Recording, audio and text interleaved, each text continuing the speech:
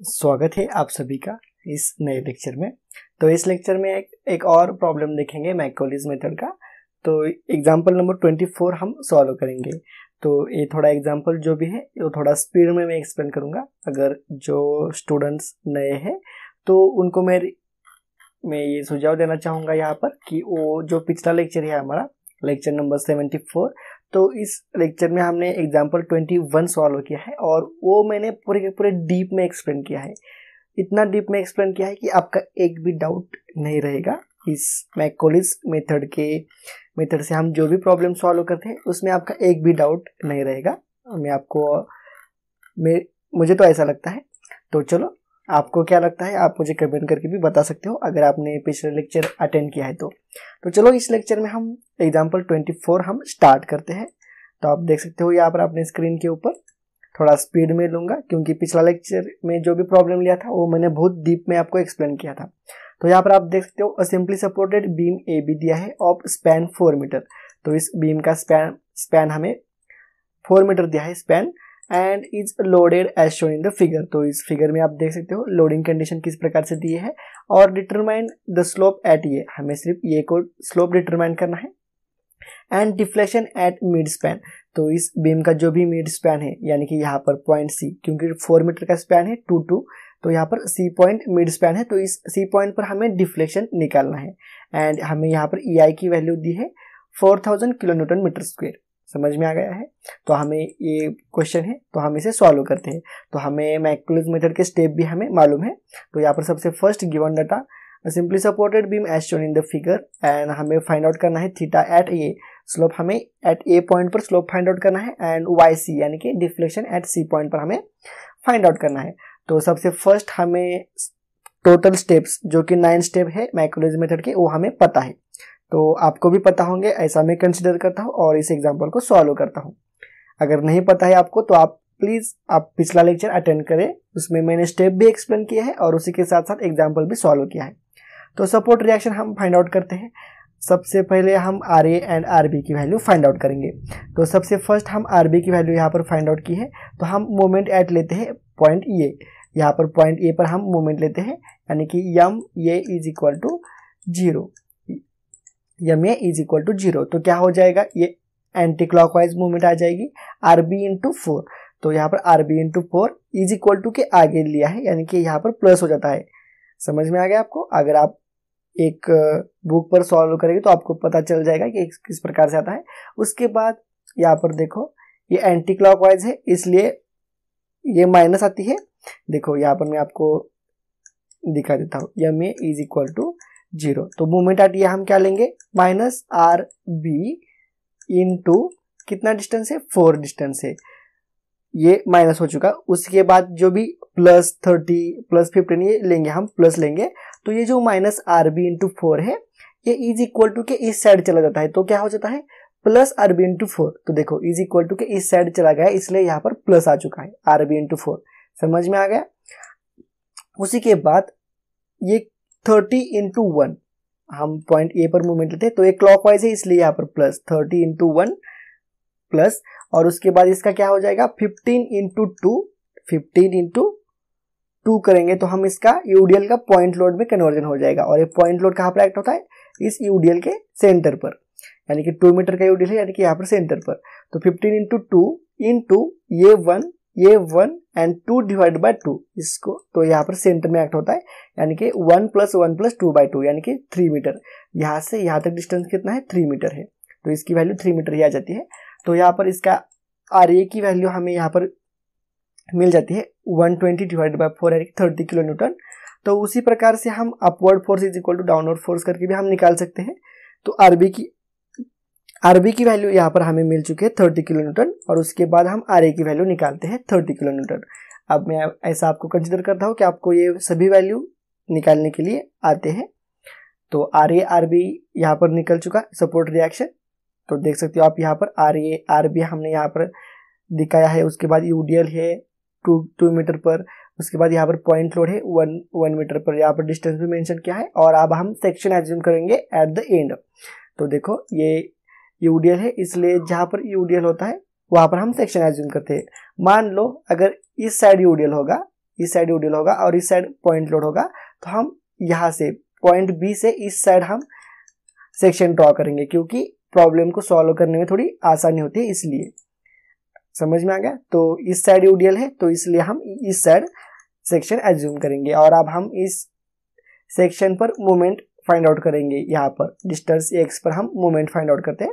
तो देखो यहाँ पर मोमेंट तो आर यानी कि कितना है 30, तो 30 इंटू एक्स, ये कैसा है क्लॉकवाइज है इसलिए प्लस यहाँ पर 30 इंटू एक्स, ये एक मोमेंट हो चुकी है। उसके बाद डॉटेड लाइन, समझ में आ गया? उसके बाद कौन सी मोमेंट है, तो आप देख सकते हो हम ये मोमेंट लेंगे, पर उसके पहले यहाँ पर डॉटेड लाइन जो भी दी है वो थोड़ी गलत हो चुकी है, क्योंकि एक्स के इस साइड डॉटेड लाइन देनी चाहिए थी। देखो यहाँ पर नीचे बराबर किया है, सिर्फ यहाँ पर ऊपर प्रिंटिंग मिस्टेक है या फिर यहाँ पर मिस्टेक हो चुकी है। या आपने अगर आपके पास बुक अवेलेबल होगा तो आप कर सकते हो, यहाँ पर डॉटेड लाइन होती है। समझ में आ गया? तो उसके बाद हम इसकी मूवमेंट लेंगे 30 किलोमीटर की, कहाँ पर एक्स ये सेक्शन पर लेंगे, तो क्या हो जाता है 30 इस प्रकार से एंटी क्लॉकवाइज में, यानी कि माइनस यहाँ पर -30 इंटू क्या कितना डिस्टेंस है, ये टोटल डिस्टेंस कितना है x है, तो x -1, तो यहाँ पर x -1, तो हमें यहाँ से यहाँ तक डिस्टेंस मिल जाता है। उसके बाद हम यूडीएल कितना है, इतना यूडीएल है, तो 15 यहाँ पर देखो आप, ये इसकी हमने मूवमेंट ली है और ये कंप्लीट हो चुका है। उसके बाद यहाँ पर एक डॉटेड लाइन, समझ में आ गया? अब हम थर्ड मूवमेंट लेंगे इसकी, कहा इस यहाँ सिर्फ इतनी यूडीएल की लेंगे हम, तो यानी कि 15 इंटू एक्स -2, 15 इंटू एक्स -2, समझ में आ गया? और ये एक्ट कहाँ पर होगा, x -2 डिवाइडेड बाय 2, तो यहाँ पर x -2 डिवाइडेड बाय 2, समझ में आ गई? यही स्टेप बहुत इंपॉर्टेंट है। और उसके बाद यहाँ पर क्या किया है, सिर्फ इसका सिंप्लीफाई किया है, तो आपको समझ में आ चुका होगा इसका सिंप्लीफाई। ये कुछ एक्सप्लेन करने की चीज नहीं है, तो इसे सिंप्लीफाई करके हमें ए इक्वेशन मिल जाता है, इक्वेशन नंबर 1। तो हम इस इक्वेशन का इंटीग्रेशन करते हैं, तो integration with respect to x, तो हमें पता है d square y upon d x square का integration d y upon d x आता है।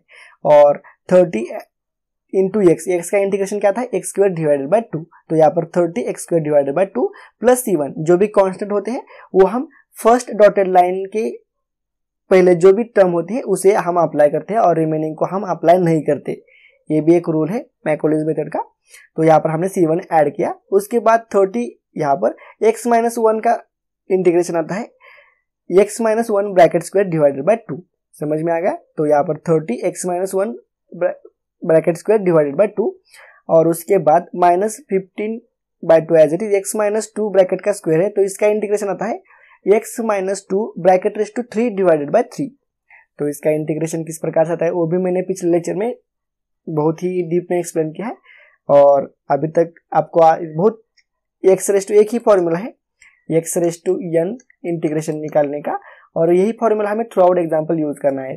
x रेज़ टू n+1 और डिवाइडेड बाय n+1 होता है। तो यही इंटीग्रेशन का फॉर्मूला हम यूज करके निकालेंगे।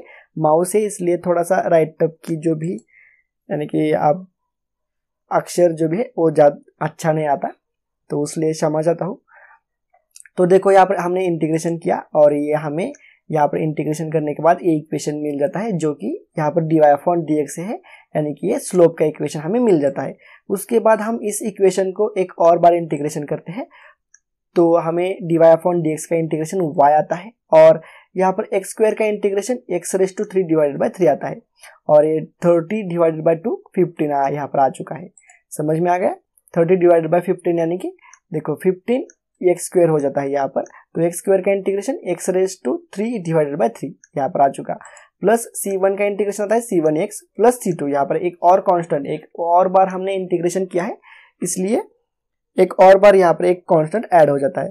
उसके बाद इसका इंटीग्रेशन आता है x -1 स्क्वायर का इंटीग्रेशन आता है x -1 raise to 3 divided by 3, और ये 30 डिवाइडेड बाय 2 15 यहाँ पर, और उसके बाद इसे भी सेम यहाँ पर क्या किया है, इस पूरे के पूरे टर्म को यहाँ पर देखो, ये जो इतनी टर्म है ना, इतनी टर्म इसे सिंप्लीफाई करके आंसर आता है 5/2 आता है, और x -2 रेज़ टू 3 का इंटीग्रेशन आता है x -2 raise to 4 divided by 4, तो हमें ए इक्वेशन मिल जाता है। इस इक्वेशन में y है, y रिप्रेजेंट करता है डिफ्लेक्शन, तो ये डिफ्लेक्शन का इक्वेशन मिल चुका है। तो यहाँ पर हमने स्लोप का इक्वेशन निकाला, डिफ्लेक्शन का इक्वेशन निकाला, तो इसमें हमें C1 एंड C2 की वैल्यू अब फाइंड आउट करनी पड़ती है। तो डिफ्लेक्शन हमें पता है, सिंपली सपोर्टेड बीम में डिफ्लेक्शन ए पॉइंट पर एंड बी पॉइंट पर 0 होता है। तो हम सबसे first x is equal to 0, y is equal to 0 put up करेंगे इस डिफ्लेक्शन के इक्वेशन में, तो हमें C2 की वैल्यू 0 मिल जाती है। अब इस C2 की वैल्यू 0 कैसे आती है, ये भी टर्म 0 हो जाती है।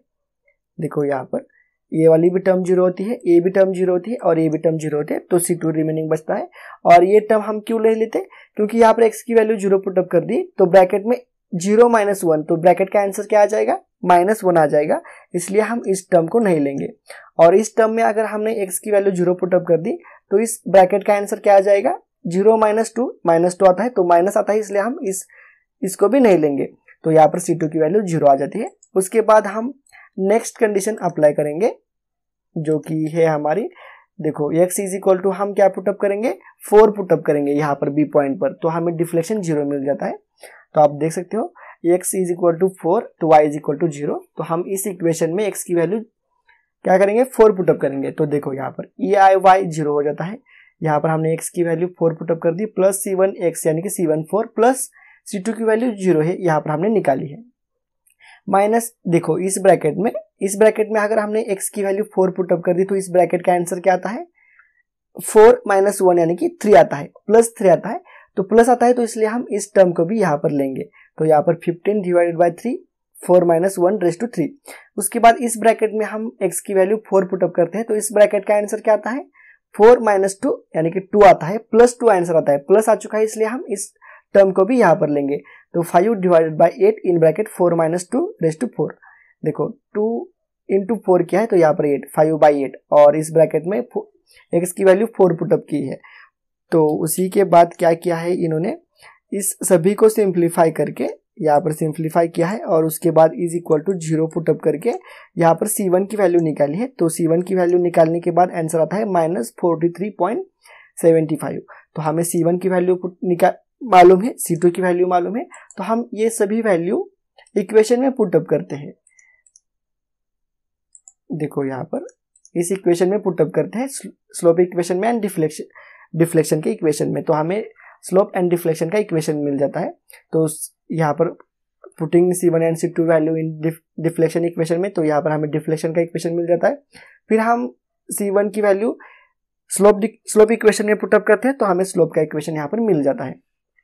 तो हमें इक्वेशन तो मिल चुका है स्लोप एंड डिफ्लेक्शन का, और हमें फाइंड आउट कहाँ पर करना है, स्लोप एंड डिफ्लेक्शन। तो थीटा ये हमें स्लोप एट पॉइंट ये हमें फाइंड आउट करना है। देखो यहाँ पर भी स्लोप एट ये इन्होंने कहा है, और डिफ्लेक्शन कहाँ पर, C पॉइंट पर, deflection at the mid span यानी कि पॉइंट C पर हमें डिफ्लेक्शन फाइंड आउट करना है। तो चलो करते हैं।